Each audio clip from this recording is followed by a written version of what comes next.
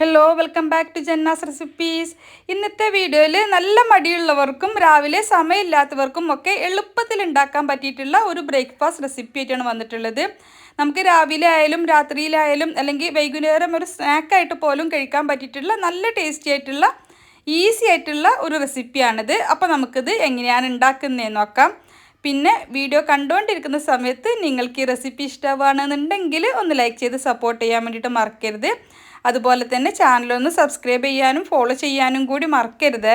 അപ്പോൾ ഇതിനായിട്ട് നമുക്ക് 1 കപ്പ് പുട്ടുപൊടിയാണ് വേണ്ടത്. പുട്ടുപൊടി വെച്ചിട്ട് പുട്ടുണ്ടാക്കുന്നതിനേക്കാളും എളുപ്പത്തിൽ ഉണ്ടാക്കാൻ പറ്റിയിട്ടുള്ള ഒരു റെസിപ്പിയാണിത്. 1 കപ്പ് പുട്ടുപൊടിയിലേക്ക് 1/2 ടീസ്പൂൺ ഉപ്പ് ചേർത്തിട്ട് ആദ്യം നന്നായിട്ടൊന്ന് മിക്സ് ആക്കി എടുക്കാം. ഇനി ഇതിലേക്ക് വേണ്ടത് 1/2 കപ്പ് പാലാണ്. നമുക്ക് 1/2 കപ്പ് പാല് അല്ലെങ്കിൽ തേങ്ങാപ്പാൽ എടുക്കാം. തേങ്ങാപ്പാലാണ് കൂടുതൽ ടേസ്റ്റ്. ഇനി അത് രണ്ടും അല്ലെങ്കിൽ നമുക്ക് വെള്ളം എടുത്താലും മതി. പക്ഷേ തേങ്ങാപ്പാലോ പാലോ എടുക്കുകയാണെന്നുണ്ടെങ്കിലാണ് നല്ല ടേസ്റ്റ് ആയിട്ട് ഉണ്ടാവുക. തേങ്ങാപ്പാൽ ചേർക്കുമ്പോൾ പ്രത്യേകിച്ചൊരു ടേസ്റ്റാണ്. ഞാനിപ്പോൾ 1/2 കപ്പ് പാല് ചേർത്തിട്ട് ഒരു 15 മിനിറ്റോളം നന്നായിട്ടൊന്ന് കുതിർന്ന് വരാൻ വേണ്ടിയിട്ട് മാറ്റി വെച്ചിട്ടുണ്ടായിരുന്നു.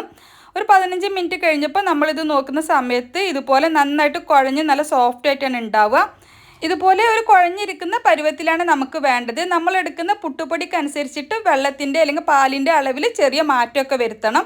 അപ്പോൾ ഞാനിത് നന്നായിട്ടൊന്ന് മിക്സാക്കി എടുത്തതിന് ശേഷം ഇതിലേക്ക് 1/4 കപ്പ് ചെരുവിയ തേങ്ങയാണ് ചേർത്തിട്ടുള്ളത്. അപ്പോൾ 1/2 കപ്പ് മുതൽ 1/4 കപ്പ് വരെ തേങ്ങ ചേർത്ത് കൊടുക്കാം. തേങ്ങ ഒരു 1/4 കപ്പൊക്കെ ചേർത്താലാണ് കൂടുതൽ ടേസ്റ്റ് ഉണ്ടാവുക. തേങ്ങ ചേർത്തിട്ട് നമ്മൾ മിക്സാക്കി എടുക്കുന്ന സമയത്ത് ഇത് കുറച്ചുകൂടി ഒന്ന് ഡ്രൈ ആയിട്ട് ഉള്ളതുപോലെ ഉണ്ടാവും. അപ്പോൾ കുറച്ചുകൂടി നമ്മൾ നോക്കിയിട്ട് ഒരു കുഴഞ്ഞിരിക്കുന്ന ആ ഒരു പരുവത്തിന് വെള്ളം ചേർത്ത് കൊടുക്കണം. വെള്ളമല്ല പാലോ വെള്ളമോ തേങ്ങാപ്പാലോ എന്താണെങ്കിലും നമുക്ക് ചേർത്ത് കൊടുക്കാം. അപ്പോൾ ഞാനിതിലേക്ക് ഒരു 2 ടേബിൾ സ്പൂൺ കൂടി പാല് ചേർത്ത് കൊടുത്തിട്ടുണ്ട്. അപ്പോൾ ഞാൻ ആദ്യം പറഞ്ഞതുപോലെ തന്നെ നമ്മൾ ആദ്യം എടുക്കുന്ന പുട്ടുപൊടിക്കനുസരിച്ചിട്ട് ഇപ്പോൾ ചേർക്കുന്ന ഈ പിന്നെ ചേർക്കുന്ന ഈ പാലിൻ്റെ അളവിൽ ചെറിയ മാറ്റമൊക്കെ വരാം. നമുക്കൊരു 1/4 കപ്പ് വരെയൊക്കെ വെള്ളത്തിൻ്റെ അളവ് ആവശ്യം വരും. അപ്പോൾ അത് നോക്കിയിട്ട് ഈ ഒരു പരുവത്തിന് വേണം. വെള്ളം ഒരുപാട് കൂടിപ്പോവരുത്, നനവ് ഒരുപാട് കൂടിപ്പോവരുത്. അത് നോക്കിയിട്ട് വേണം ചേർത്ത് കൊടുക്കാൻ. ഇനി ഇതുപോലെ ഒരു സ്റ്റീലിൻ്റെ പ്ലേറ്റ് എടുത്തിട്ടുണ്ട്. അതിലേക്ക് നന്നായിട്ട് നെയ്യോ വെളിച്ചെണ്ണയോ ഓയിലോ എന്തെങ്കിലും ഒന്ന് തടവി കൊടുക്കുക. ഞാനിപ്പോൾ നെയ്യാണ് എടുത്തിട്ടുള്ളത്. നെയ്യിൻ്റെ ഫ്ലേവർ ഇഷ്ടമില്ലാത്തവർക്ക് അതിനനുസരിച്ചിട്ട് വെളിച്ചെണ്ണയോ ഓയിലോ എന്ത് വേണമെങ്കിലും ചേർത്ത് കൊടുക്കാം. അതിലേക്ക് നമ്മൾ മിക്സ് ചെയ്ത് വെച്ചിട്ടുള്ള ആ ഒരു മിക്സ് മുഴുവനായിട്ട് ഇട്ട് കൊടുക്കുകയാണ്. എന്നിട്ട് പ്ലേറ്റിൽ നന്നായിട്ടൊന്ന് ലെവൽ ചെയ്ത് ഒന്ന് സ്പ്രെഡ് ചെയ്ത് എല്ലായിടത്തേക്കും ഒരുപോലെ ആവുന്ന രീതിയിലൊന്ന് സ്പ്രെഡ് ചെയ്ത് ലെവൽ ചെയ്ത് വെച്ച് കൊടുക്കാം. ഇനി നമുക്കിത് ആവിയിലാണ് വേവിക്കേണ്ടത്. അപ്പോൾ അതുകൊണ്ട് തന്നെ നമ്മൾ പുട്ടുണ്ടാക്കുന്ന അതുപോലെ ഒന്നും വേണ്ട, ഒറ്റ തവണ നമ്മൾ വേവിച്ചെടുത്താൽ നമ്മളുടെ പരിപാടി കഴിയും.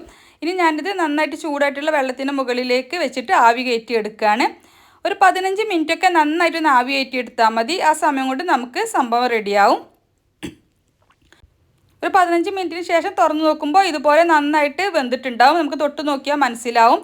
ഇനി നമുക്ക് ഫ്ലെയിം ഓഫ് ചെയ്തിട്ട് ചെറുതായിട്ടൊന്ന് ചൂടാറിയതിന് ശേഷം ഇതുപോലെ കട്ട് ചെയ്ത് സെർവ് ചെയ്യാം. അപ്പോൾ വളരെ ഈസി ആയിട്ട് ഉണ്ടാക്കാൻ പറ്റിയിട്ടുള്ള ഒരു റെസിപ്പിയാണിത്. ഇത് നമുക്ക് നല്ല എരിവുള്ള ചിക്കൻ മുളകിട്ടത്, ബീഫ് വരട്ടിയതിൻ്റെ ഒക്കെ കൂടെ അടിപൊളിയാണ്. അല്ലെങ്കിൽ നമുക്ക് മുട്ട റോസ്റ്റിൻ്റെ കൂടെ കഴിക്കാനും അടിപൊളിയാണ്. കുറച്ച് എരിവുള്ള കറികളുടെ കൂടെ കഴിക്കാനാണ് കൂടുതൽ ടേസ്റ്റ്. അല്ലെങ്കിൽ നമുക്ക് വെറുതെ കട്ടൻ ചായയുടെ കൂടെ കഴിക്കാനും കുഴപ്പമൊന്നുമില്ല, നല്ല ടേസ്റ്റ് തന്നെയാണ്. കാണുമ്പോൾ നമുക്ക് കുറച്ചൊരു ഹാർഡായിട്ട് കട്ട് ചെയ്ത പോലെയാണ് തോന്നുക, പക്ഷെ നല്ല സോഫ്റ്റാണ്. അപ്പോൾ നമ്മളിതിലേക്ക് തേങ്ങ ഒക്കെ ചേർത്തത് കൊണ്ട് തന്നെ നല്ല സോഫ്റ്റ് ആയിട്ടാണ് ഉണ്ടാവുക. അടിപൊളി ടേസ്റ്റാണ്. ഒരിക്കലെങ്കിലും ട്രൈ ചെയ്ത് നോക്കണം. ഈസിയാണ് ഉണ്ടാക്കാൻ. വീട്ടിലുള്ള കുറഞ്ഞ ചേരുവകൾ മാത്രമേ നമുക്കിതിന് വേണ്ടിയിട്ട് ആവശ്യമുള്ളൂ. അപ്പോൾ ഇതുവരെ ഇതുപോലെ ട്രൈ ചെയ്ത് നോക്കിയിട്ടില്ലെങ്കിൽ തീർച്ചയായിട്ടും ട്രൈ ചെയ്ത് നോക്കുക. എന്നിട്ട് നിങ്ങളുടെ അഭിപ്രായം കമൻ്റായിട്ട് അറിയിക്കുക. നിങ്ങൾക്ക് ഈ റെസിപ്പി ഇഷ്ടമായെങ്കിൽ ഒന്ന് ലൈക്ക് ചെയ്ത് സപ്പോർട്ട് ചെയ്യാൻ വേണ്ടിയിട്ട് മറക്കരുത്. അതുപോലെ തന്നെ ചാനലൊന്ന് സബ്സ്ക്രൈബ് ചെയ്യാനും ഫോളോ ചെയ്യാനും കൂടി മറക്കരുത്. അപ്പോൾ ഇൻഷാ അല്ലാഹ് മറ്റൊരു അടിപൊളി റെസിപ്പിയുമായിട്ട് നമുക്ക് വീണ്ടും കാണാം. Thank you for watching.